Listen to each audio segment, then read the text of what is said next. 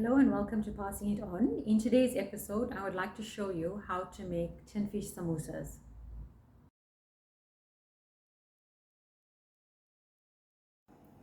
For the tinfish samosas, we need a can of tinfish that I've washed and cleaned out. You clean out the bones and the scales. I've rinsed out the gravy. Then we have a medium onion chopped finely. We use a little bit more onion than we would normally use for a curry. Here, chopped and washed coriander or Dania. I have 2 green chili that I've chopped up and a clove of garlic. You can add more green chili if you prefer more spicy filling. Here there's salt to taste, a teaspoon of masala, and I have half a teaspoon of turmeric powder. This is our ready to fill samosa pastry. So we're going to start the tinfish samosa filling. We are putting a small piece of onion in this oil. So you can see the oil is ready and we're ready to start cooking.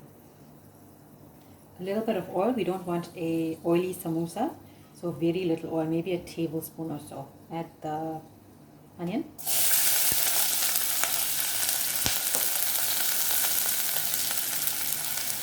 Then the chili. And the clove of garlic.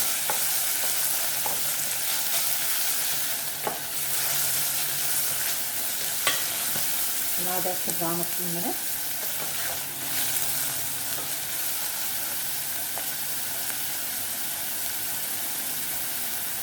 Then add the salt to taste, turmeric and masala.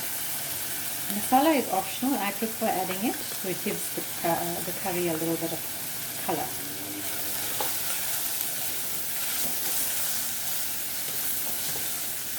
Now you'll see that the tinfish is broken up into little bits.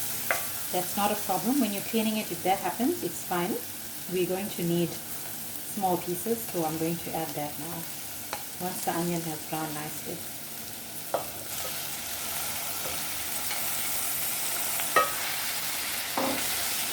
When it's in the pot, we're going to break it up into little bite-sized pieces.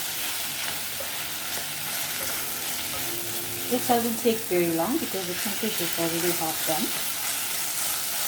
So as you're mixing, you can break it into bite-sized pieces. This takes just a few minutes. You'll notice that the oil is very less, which is very good. We don't want an oily filling. It has to be dry. And you'll see that it's come together nicely. Give it a few minutes. And then you can add the coriander. A little bit more than what we would normally add for a normal curry. Bring that together.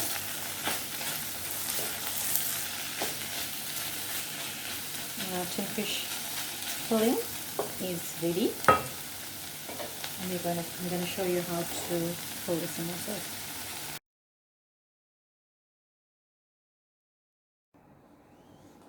So the tinfish samosa filling has cooled down. You'll see it's nice and dry. There's no oil and no gravy, and there's lots of greens. That's how your samosa filling should be. In this bowl, I have some flour, cake flour and water that I've mixed together to form a paste.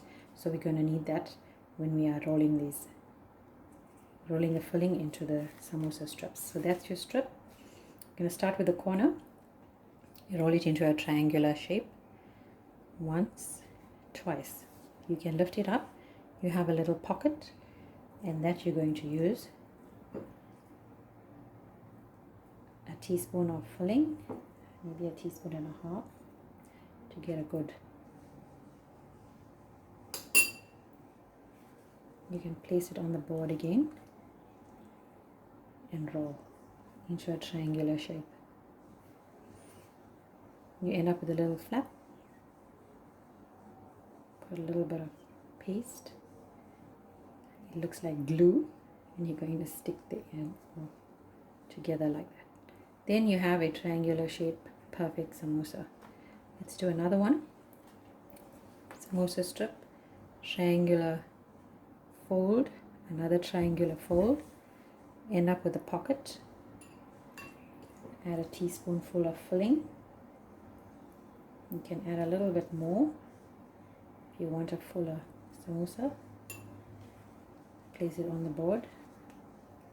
Roll in the triangular motion again, twice. Add a blob of paste and fold. And there you have another samosa. So we're going to continue until all are done, and I'm going to show you how to fry it. And now to fry the tinfish samosas, I have some oil that I've put into a pot.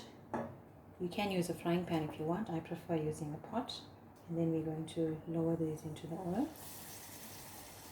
I'll try 2 at a time. Watch your fingers.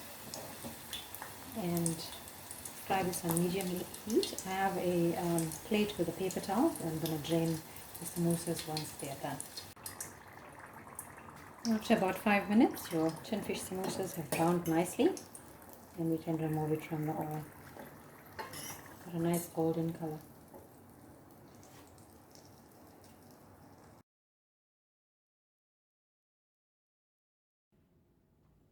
And these are our tinfish samosas that's done in no time.